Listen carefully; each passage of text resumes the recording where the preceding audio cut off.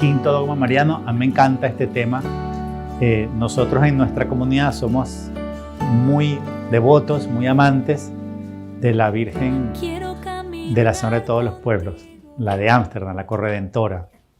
Es una de las advocaciones que defendemos, que amamos y que es básica de nuestra comunidad.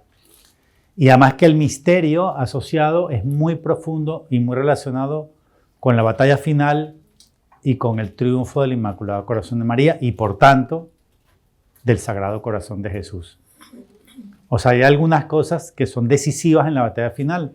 Una de ellas es la consagración de Rusia al Inmaculado Corazón de María. Otra de ellas, decisiva en la batalla final, es la la proclamación del quinto dogma mariano. Entonces es muy importante conocerlo también para defenderlo y también para pedirle a Dios que se dé. Porque fíjense que también el pueblo pidiendo y deseando contribuye a que se lleve a cabo la proclamación de un dogma, ¿no? Así lo ha hecho. A ver, no depende del pueblo, no depende de los feligreses, no depende de los laicos, pero el deseo de que sea proclamado la intención, la petición, la moción del pueblo ayuda también a que el Papa dé el paso, ¿no? Así ha sido con varios dogmas.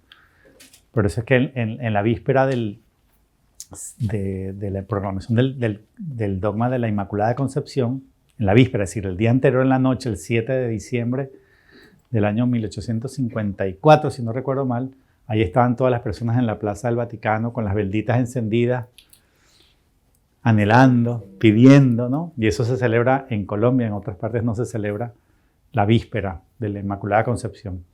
Entonces sí, la petición del pueblo también ayuda. Y de hecho vamos a ver un fragmento de una carta de Santa Teresa de Calcuta con su petición, su deseo y su sustentación de por qué María sí es corredentora, abogada y medianera de todas las gracias, su apoyo como mujer de Dios, Santa Teresa de Calcuta, para que sea proclamado el quinto dogma. ¿A quién le envió esa carta? A su amigo Juan Pablo II. Claro que no lo hizo él, pero Teresa de Calcuta hizo lo que tenía que hacer, pedirlo, que es lo que nosotros también tenemos que decir, pedirlo, que se proclame el dogma, que se dé. María Reina Corredentora, su título quinto dogma mariano, la profecía base de Génesis 3.15, justamente la que se leyó el 8 de diciembre, este jueves. Ella, hoy es 9, ayer, claro. Me parece que como ayer volé desde Colombia, se me hizo como si hubiera sido anteayer. Ayer en la misa se leyó en la primera lectura esta cita. Ella te pisará la cabeza mientras acechas tú su calcañar. Y otra profecía menos conocida, pero también importante y relacionada con este tema, de Primera de Reyes 2.19, dice: pusieron un trono para la madre del rey y ella se sentó a su diestra. Aquí está hablando del rey Salomón. Después vamos a ver qué fue exactamente lo que ocurrió y por qué le ponen un trono a la madre del rey Salomón, que era la esposa del rey David, Betsabé. Le ponen un trono a la derecha y se sienta a la derecha del rey, de Salomón. Ya vamos a ver qué significa eso. Bueno, entonces, temario. Quinto dogma mariano, ¿cuándo ocurrirá? ¿Y cuáles son sus efectos o consecuencias? ¿Por qué es tan importante el quinto dogma mariano? ¿Por qué es tan atacado este dogma? ¿Qué han dicho papas y santos sobre María como corredentora? ¿Dónde está profetizado en la Biblia? Aprobación de la aparición de la Señora de todos los pueblos de Ámsterdam, que de hecho está aprobada. Hoy nos quieren confundir de que no, pero una vez que la Iglesia aprueba algo, quedó aprobado. Es decir, la Iglesia no se puede echar para atrás. La Iglesia no puede llegar a decir, ¿saben qué? María no es Inmaculada Concepción. Revertimos el dogma. No. O ya Fátima está aprobada y la Iglesia no puede decir, ¿saben qué? Desaprobamos Fátima. Ya no está aprobada. No, la Iglesia no funciona así. Quiero decir, esas cosas ocurren en política. En la Iglesia no es así. Algo que está aprobado, un dogma que está proclamado y no se echa para atrás. Entonces, esta aparición está aprobada 2 veces, de hecho, en el año 98 y en el año 2002 fue aprobada la aparición de Ámsterdam. Confirmaciones celestiales sobre esta aparición de Ámsterdam. Y una cosa importante ya para terminar, ¿cuál es la relación entre la medalla milagrosa y el quinto dogma mariano? Es muy bonito esto, mucha gente no lo sabe. De hecho, todos los que llevamos la milagrosa en el pecho, todos los que la llevamos en el pecho, la llevamos con amor, pero no todo el mundo sabe que de los 3 dogmas, el quinto dogma mariano tiene 3 dogmas, ¿no? Tiene 3 partes: abogada, corredentora y medianera. Son 3 partes. 2 están de un lado y el otro está del otro. O sea, esta medalla es una anticipación también del quinto dogma en el as y en el en vez. 2 en un lado y una en el otro. O sea que solamente por dando la medalla milagrosa ya colaboramos con la proclamación del quinto dogma. Bueno, entonces, ¿qué es la aparición de Ámsterdam? Es una aparición muy interesante, compleja de estudiar, bastante larga, porque hay apariciones que tienen muy poquitos mensajes de María. Y hay otras que tienen mucho mensaje. Si uno ve, por ejemplo, lo que dijo la Virgen en Lourdes, por decir algo. En mensaje mariano, Lourdes es así, chiquitito. Y hay otras como Ámsterdam, donde tienes que sentarte a leer 56 mensajes. Quiere decir, es bastante documento. Estas son de las largas, de las que tienen mucho que leer. Pero aquí está resumido en 3 aspectos. Anuncia un segundo Pentecostés. O sea, es uno de los mensajes importantes de Ámsterdam. El segundo Pentecostés. La importancia que tiene para el mundo, lo que va a significar su relación también del segundo Pentecostés con el triunfo del Inmaculado Corazón de María y con el triunfo de Jesús y María en la batalla final. También tiene una grave advertencia sobre fuerzas tremendas amenazando al mundo, graves eventos y la pérdida general de la fe. O sea, aquí está profetizado esa gran apostasía que ya estaba en la primera epístola a los tesalonicenses del apóstol San Pablo, cuando él pensaban en la época de San Pablo que el retorno de Cristo era algo cercano, próximo. Dijo, no, eso no es para ahorita, eso es por allá bien lejos. Primero tiene que llegar la gran apostasía, manifestarse el hombre impío. O sea, San Pablo les da a entender que el retorno de Cristo no era algo inminente, era algo muy allá en el futuro. Pero esa gran apostasía, que en la época de San Pablo todavía era lejanísimo, pues ya cuando María se refiere a esa gran apostasía en Ámsterdam, ya no era algo tan lejano. Ya era como diciendo, la gran apostasía que predijo San Pablo, bueno, ya está cerquita. Y anuncia, prepara el camino a la proclamación del quinto dogma mariano. Este dogma, dice la Virgen, será y es la coronación gloriosa de su madre. Y cuando sea proclamado, la Señora de todos los pueblos obtendrá la paz para el mundo entero. Entonces, aquí anuncia como profecía que se va a declarar. Incluso dice en un mensaje, lo vamos a ver más adelante, que será proclamado en fecha 31 de mayo. No dice de qué año, pero sabemos que será proclamado un 31 de mayo. Nos entrega esta oración, perdón, nos entrega esta oración importante que en nuestra comunidad la rezamos a diario. Una manera de acordarse de rezarla a diario es ponerle de las oraciones al final del rosario. Si la tienes entre las que rezas siempre terminando el rosario, pues nunca se te olvida rezarla. Señor Jesucristo, Hijo del Padre, manda ahora tu Espíritu sobre la tierra. Haz que el Espíritu Santo habite en el corazón de todos los pueblos para que sean preservados de la corrupción, de las calamidades y de la guerra. Que la Señora de todos los pueblos, que un día era María, sea nuestra abogada. Amén.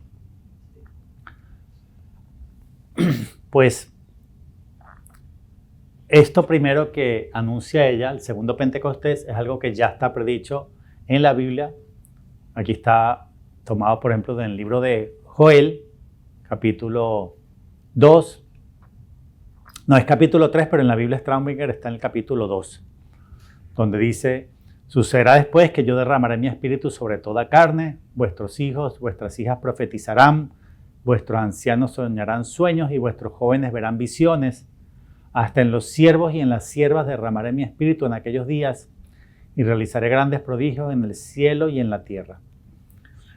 Fíjense que si bien esto pudiera estar asociado al primer Pentecostés, está más asociado al segundo, porque es más masivo, más universal. El primer Pentecostés lo recibió la iglesia naciente, los que estaban con María, ¿no? Los apóstoles, y no solo los apóstoles, y todos los discípulos que estaban con María en Jerusalén en ese momento.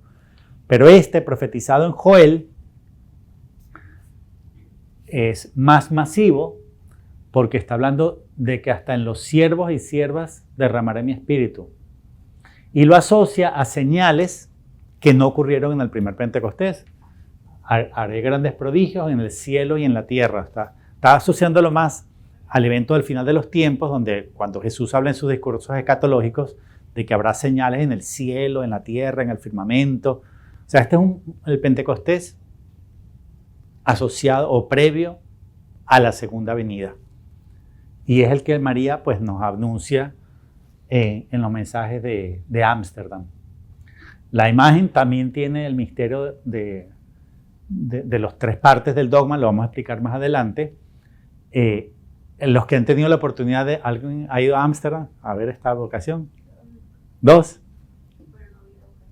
No fuiste hasta donde... Ay, qué lástima. Sí, Julián, sí. Yo tuve la oportunidad de verla el año pasado, me alegré muchísimo de ir, de poder estar ahí, porque como yo amo mucho a esta vocación, mi comunidad es base de nosotros, pues el haber tenido la oportunidad de ir al santuario de Ámsterdam, donde fue la aparición a Ida Perderman, pues para mí fue una alegría enorme, enorme, enorme. O sea, estaba tan contento que casi lloraba de la emoción. Y como ya era en época el problema actual entonces todo el mundo va a comulgar, todos comulgan en la mano y yo, Señor Jesús, por favor, yo no me puedo ir de aquí sin comulgar, Señor, por favor, por favor. Entonces cuando termina la misa, hablo con una monjita que estaba ahí, yo quiero hablar con el padre. Me dice, sí, cómo no. Y al rato me llama la monjita, hable con el padre. Entonces yo hablo con el padre y le digo, mire, yo vengo de Colombia, crucé el Atlántico, 10.000 kilómetros, vine en avión, en tren, en metro y tal, porque yo había agarrado tren, en serio, desde París hasta Ámsterdam. Lo que me faltó fue barco, pero además no me puedo ir de aquí sin comulgar, por favor. Yo tengo promesa a Dios de solo comulgar de rodillas en la boca, le ruego a me dé la comunión. Y yo había llorado, entonces yo creo que el padre se dio cuenta que tenía los ojos todavía un poco rojos. Y me dice, sí, haga oración un ratito ahí y yo ahorita lo llamo. Entonces recogieron, hizo mil cosas y al ratito va al sagrario, saca y me hace una seña así como diciendo a la sacristía, ¿no? En la sacristía cierra la puerta, para que no lo vea nadie, y me dio la comunión de rodillas en la boca. Ay, qué contento me puse. Porque me imagino que los denuncian, ¿no? Me imagino que también se meten en líos con el obispo, sí. O sea, puerta cerrada. Pero pude comulgar, lo que me da muchísima alegría. Bueno, entonces, quien ve el cuadro original que está ahí, se da cuenta que tiene los estigmas. Que en las fotitos, en las imágenes chiquitas no se logra ver. Pero cuando lo ves en tamaño grande, que es grande, te das cuenta que sí tiene, y esas marcas son de corredentora. Porque María no fueron clavos de verdad. Tiene que ser como los del Padre Pío, es decir, por lo menos en la imagen. Bueno, ¿dónde está asociado el aviso al segundo Pentecostés? En el libro azul del Padre Gobi, en varios mensajes, no en pocos, en varios, asocia, cuando ella habla de que el Espíritu Santo vendrá, de un segundo Pentecostés, lo asocia al aviso cuando dice, abrirá las puertas de los corazones e iluminará todas las conciencias. Esto es el aviso. Cada hombre verá a sí mismo en el ardiente fuego de la divina verdad. Será como un juicio en pequeño. Entonces, cuando María explica la venida del Espíritu Santo, el Espíritu Santo vendrá. O sea, está hablando del segundo Pentecostés. Pero dice que como producto de ese segundo derramamiento del Espíritu Santo, viviremos la iluminación de las conciencias. ¿Por qué es importante esto? Y esto está en más de un mensaje del libro azul del Padre Gobi. Porque yo estuve mucho tiempo buscando si realmente el aviso y el segundo Pentecostés era lo mismo o si por lo menos coincidían en el mismo día. Al menos desde el punto de vista del libro azul del Padre Gobi, parece que sí. No lo digo con certeza absoluta, pero por lo menos en los mensajes de María, del Padre Gobi, pareciera bastante claro esa asociación entre el aviso y el segundo Pentecostés. Aquí hay otro. Lenguas de Fuego se titula este otro.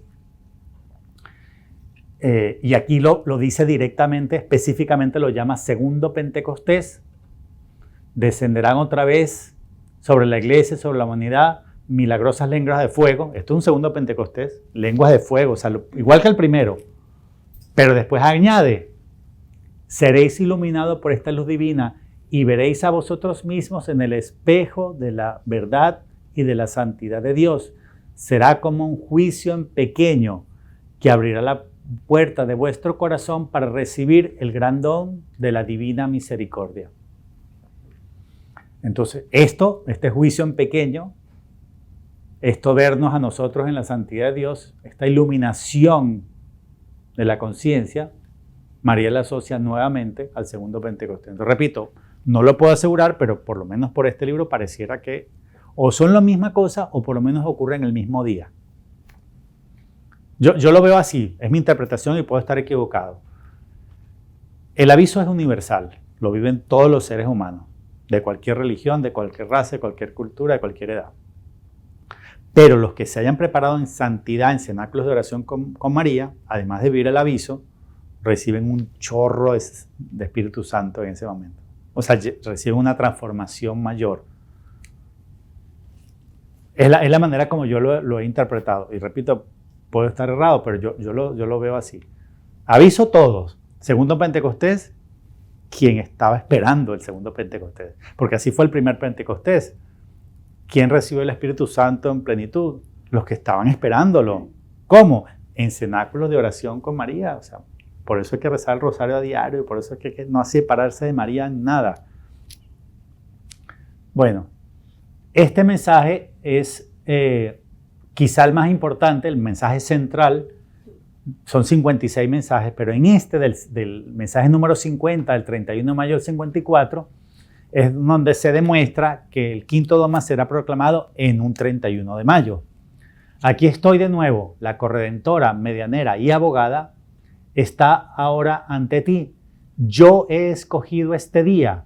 En este día la señora obtendrá su coronación. O sea, dice yo he escogido este día. ¿Qué día?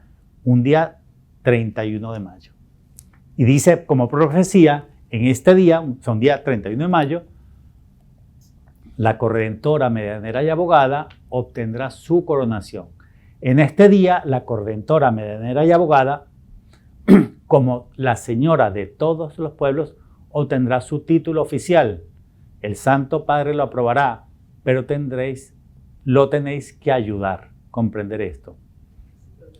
¿Qué significará ayudar, no? Pues yo creo, como mínimo, rezar la oración, porque rezándola también pedimos el segundo Pentecostés.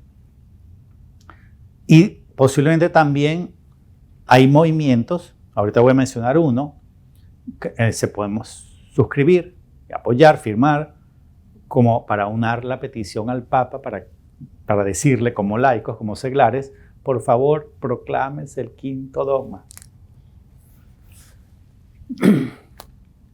Claro, Santa Teresa de Calcuta lo hizo, pero es que ella es Santa Teresa de Calcuta. Quiero decir, yo no creo que a nosotros nos corresponda mandar una carta privada individual, ¿no? ¿Quién soy yo para...? Pero sí hay movimientos donde nos podemos suscribir de personas que se han unido para formalizar la petición al Papa de que se proclame el quinto dogma. Ahora es como si de repente estuviera la señora y yo sobre la cúpula de una gran iglesia. Mientras entramos, oigo decir a la señora, yo te traigo aquí, cuenta lo que te hago ver y oír. Estamos ahora en una iglesia muy grande, en la Basílica de San Pedro, o sea, aquí es el Vaticano, ya no hay duda. Veo muchos cardenales y obispos reunidos, entonces entra el Papa. Lo van llevando en una especie de silla, pero más tarde va caminando. La gente le aplaude y el coro empieza. le da una visión de cómo va a ser la proclamación. Ve el Vaticano, primero ve una cúpula, pero después dice que es la de San Pedro, y si ya no hay duda, y ve a cardenales, obispos reunidos, y ve que el Papa lo van llevando en una silla, y después lo ven caminando. Entonces, yo no puedo estar seguro de la visión, pero yo cuando lo leí la primera vez, pensé que podía ser Benedicto. ¿Por qué? Porque él ya usa andadera, o sea, por la edad ya tiene dificultad para caminar. Yo digo que sí ya puede ser en la que lleven un papa. En el pasado tenían estas cosas que llevaban así encima, ¿no? Pero eso es viejísimo, eso ya no se usa. Entonces, ¿en qué silla puede llevar un papa? Pues yo digo una silla de ruedas, es lo que se me ocurre a mí. Ahora, no necesariamente es así, es decir, no necesariamente va a ser él. Pero yo cuando lo leí dije, pudiera ser, si lo están llevando y ya no hay sillas, digamos, procesionales donde llevan a los papas, ¿en qué otra silla pueden llevar a un papa? Que no sea una silla de ruedas, a mí no se me ocurre. No se me ocurre. De eso. Y él puede caminar, lo que pasa es que él camina muy despacito o con andaderita, ¿no? Quiere decir, él no está impedido de caminar. Él no ha perdido la movilidad, lo que perdió es la fuerza en los pies, pero él puede caminar. Bueno, la señora permanece de pie sin decir nada. La señora permaneció junto a los apóstoles hasta que vino el Espíritu Santo. De la misma manera, la señora puede venir donde sus apóstoles y pueblos de todo el mundo para traerles de nuevo el Espíritu Santo. Claro, hay que estar con María para que junto con ella descienda el Espíritu Santo. Mi profecía, desde ahora me llamarán bienaventurada a todos los pueblos, se cumplirá aún más cuando el dogma sea proclamado. El Santo Padre sabe cuál es su tiempo. Él preparará y cumplirá esto antes de ser llevado con los nuestros.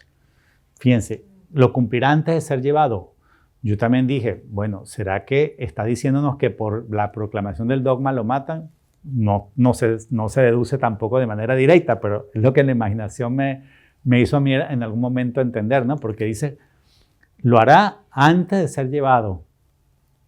Como si, como consecuencia de eso, porque acuérdense que las cosas que son importantes para la victoria de Jesús y de María, o sea, para el triunfo del catolicismo, normalmente tienen consecuencias.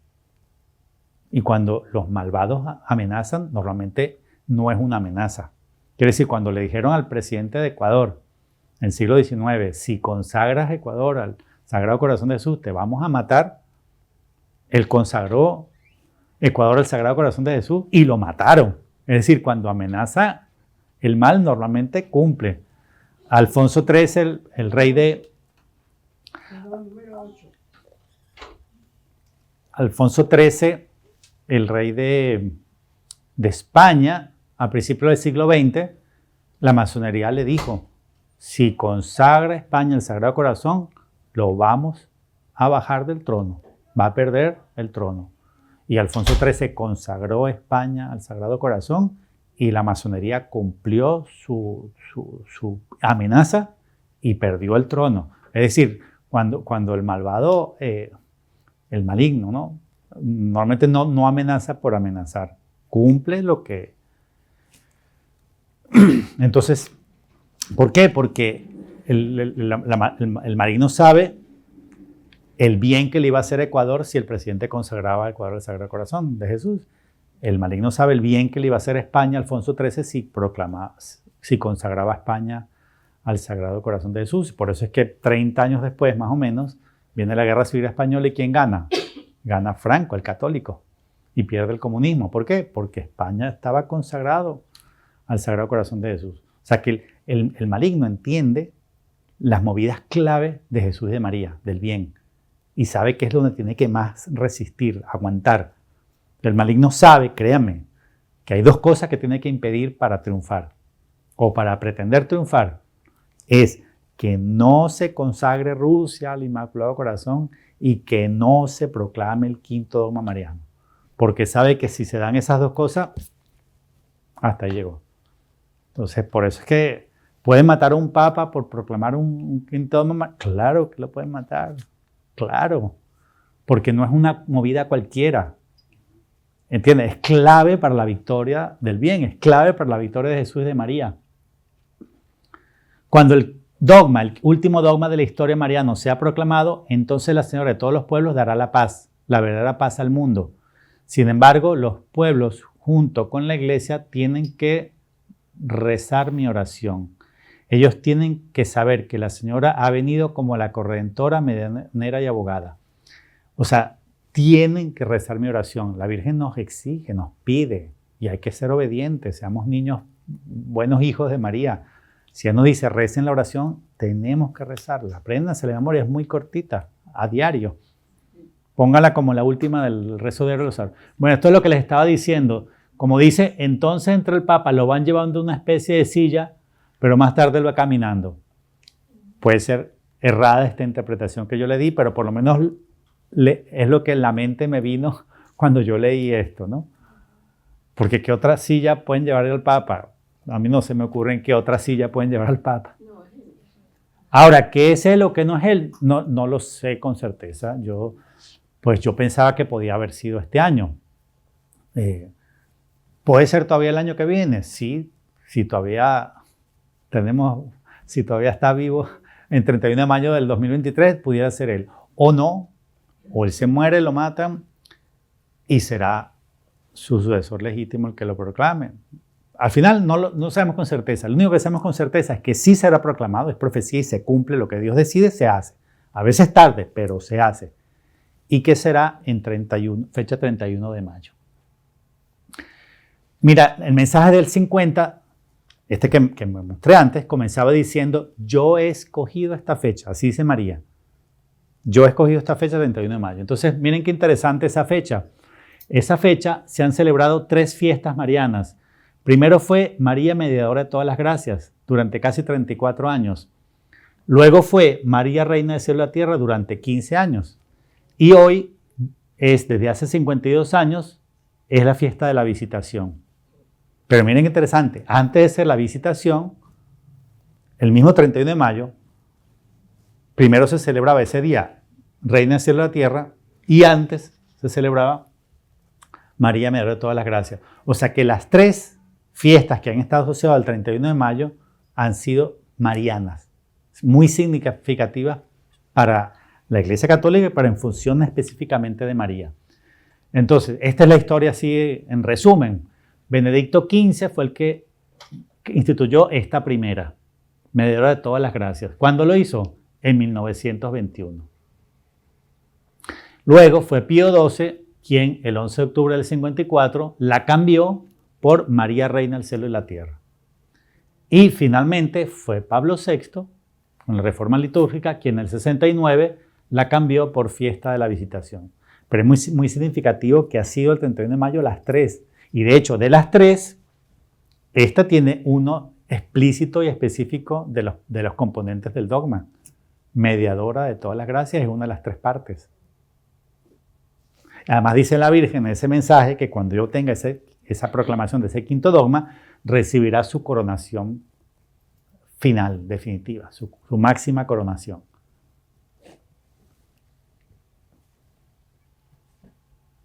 Y además, con la visitación de la Virgen, quedó llena del Espíritu Santo Isabel y Juan Bautista, ¿se acuerdan? Y eso, esto al segundo Pentecostés también. O sea, todo está relacionado. La fecha es muy interesante. La fecha 31 de mayo es clave, es clave. Bueno, entonces vamos a ver un poco con más detalle por qué es tan atacado el 5º dogma y dónde está profetizado en la Biblia el ataque que sufre la Virgen María, sus prerrogativas, como persona, no solo ella como persona, sino el ataque a la devoción mariana, a la devoción a María, que es querida por Dios. Eso no es un invento de ella, no es. Se demuestra de muchas maneras. ¿Saben cómo comienza el mensaje central de Fátima? Se los recuerdo, yo sé que se lo saben, pero dice así, le dice María a los pastorcitos de Fátima, dice, Dios quiere establecer en el mundo la devoción al Inmaculado Corazón. ¿Qué significa? Que la decisión no es de ella. Así comienza el mensaje.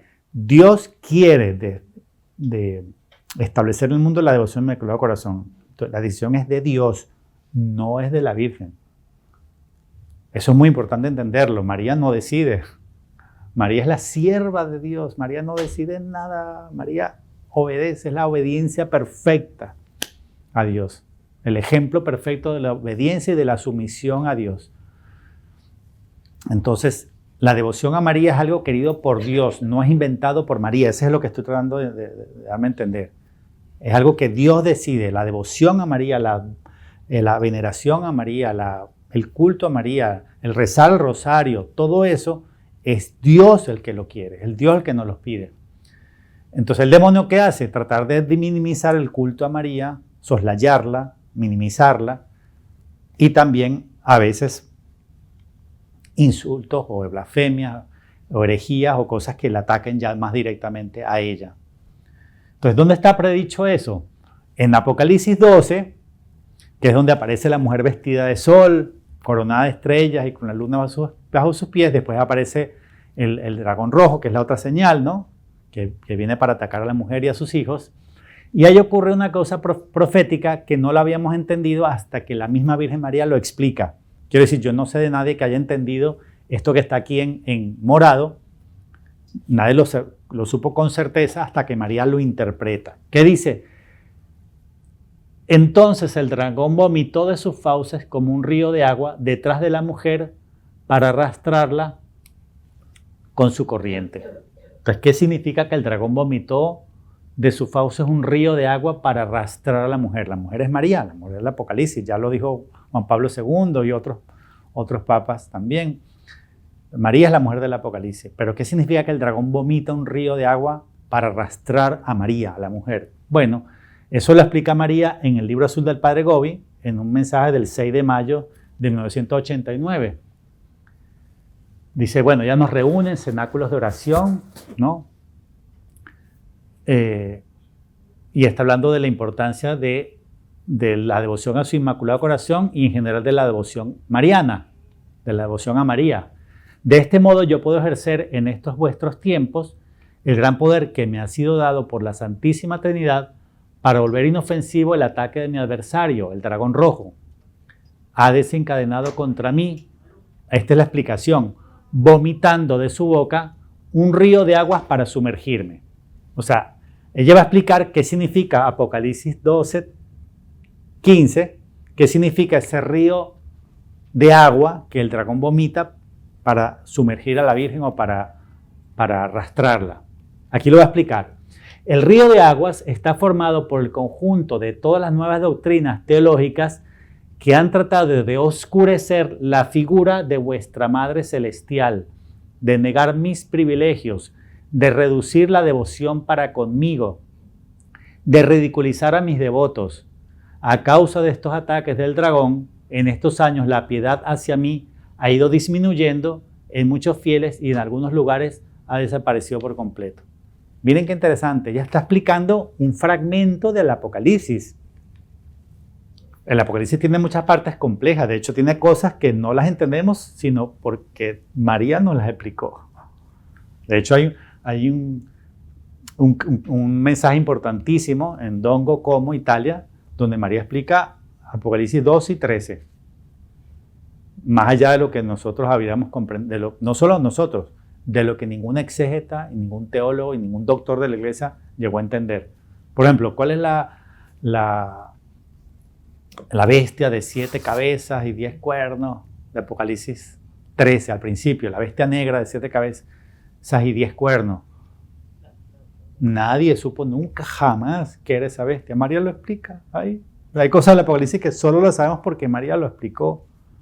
Entonces, aquí explica que el río de aguas que vomita el dragón es un ataque para oscurecer a María, negar sus privilegios y reducir la devoción mariana.